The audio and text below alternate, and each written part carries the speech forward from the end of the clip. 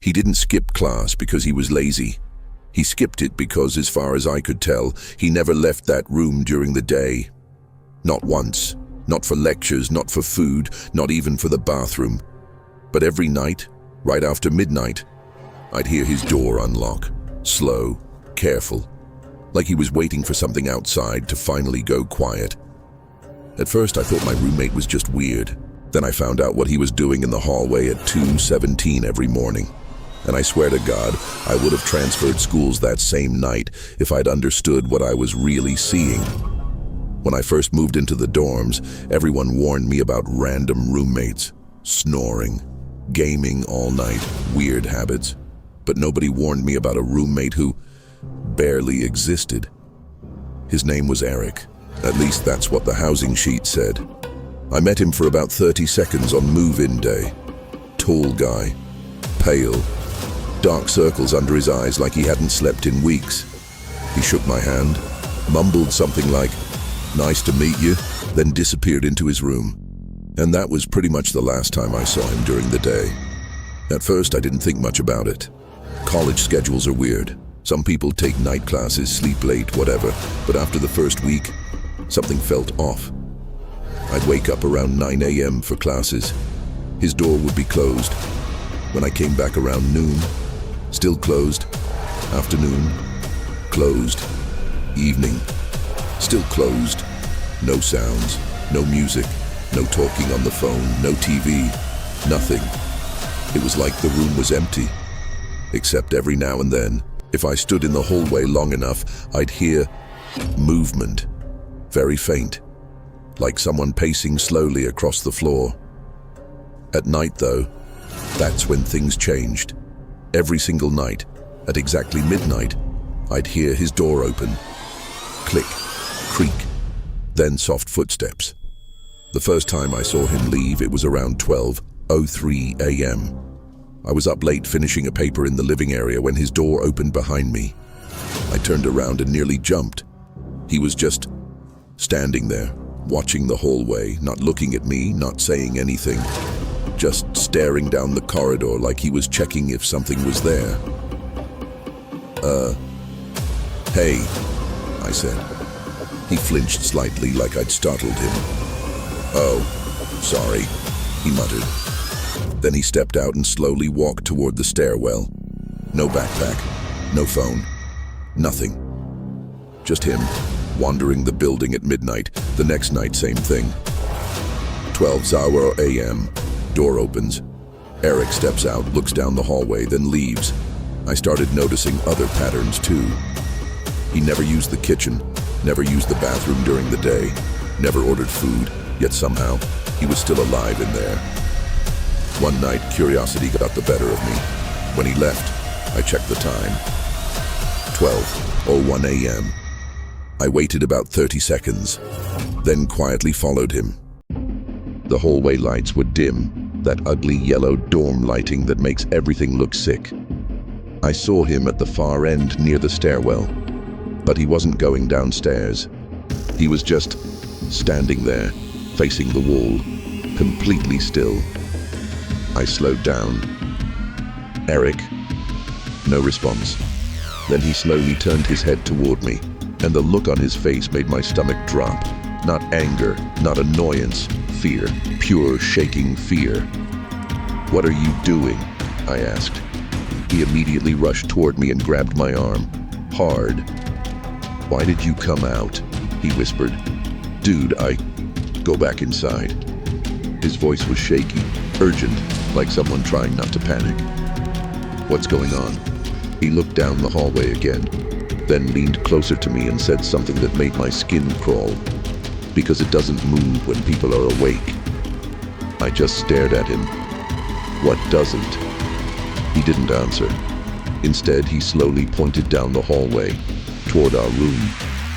My stomach tightened. Our dorm corridor was completely empty, long, silent, except halfway down the hall. Something looked wrong. At first I thought it was just a shadow, but shadows don't stand upright.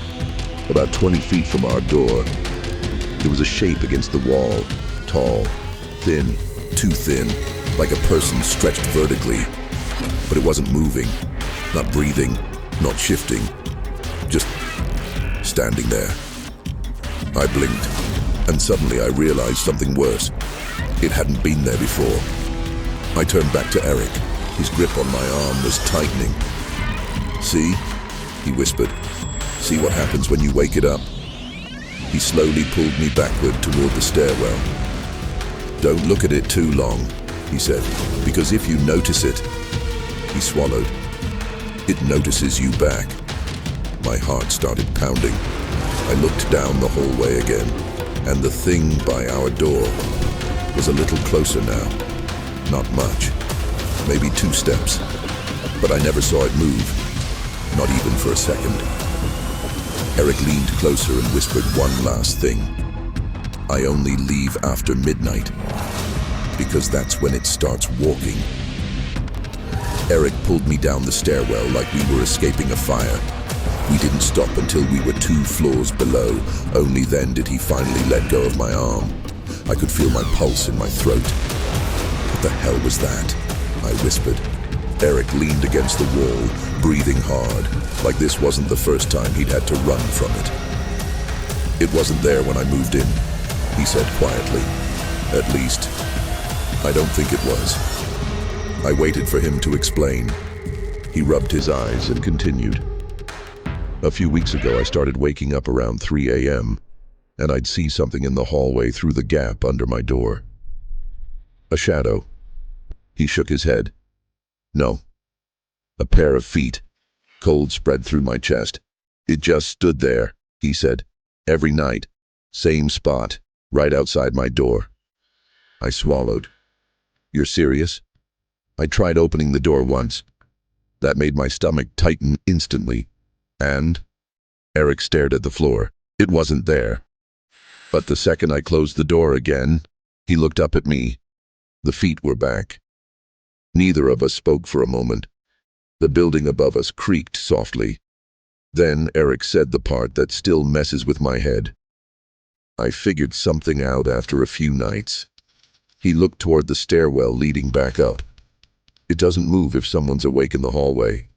So every night, right after midnight, I leave my room to keep the hallway occupied." I blinked. "Wait, you've been doing that every night?" "For 3 weeks." My stomach dropped. "Then why was it moving tonight?" Eric looked directly at me. "Because tonight, you noticed it." The words felt like ice sliding down my spine. Neither of us spoke again for a few seconds. Then we heard something upstairs, a soft sound, like slow footsteps in the hallway above us. Step. Pause. Step. Eric's face went pale. "That's not possible," he whispered. "It never comes this far." The footsteps stopped, right above us. Then we heard something drag slowly across the floor, like something tall, brushing the ceiling. Eric grabbed my arm again. "We need to leave. Now." But as we started moving toward the exit door, the stairwell light above us flickered, and something blocked the light at the top of the stairs. A shape, too tall for the hallway, too thin to be human, and completely still, waiting. I never went back to that dorm after that night. Campus security said Eric withdrew from school the next morning. Nobody knows where he went. But sometimes, when I wake up in the middle of the night, I swear I hear footsteps in my apartment hallway, slow, patient, like something walking back and forth, waiting for everyone inside to fall asleep. And I always wonder something. If Eric was leaving his room every night to keep it from moving, then who's walking the hallway now? And more importantly, what happens on the night nobody does? If you were in that dorm hallway, would you have opened the door? Let me know in the comments. And if you enjoy disturbing stories like this one, make sure you subscribe, because the next one might be even worse.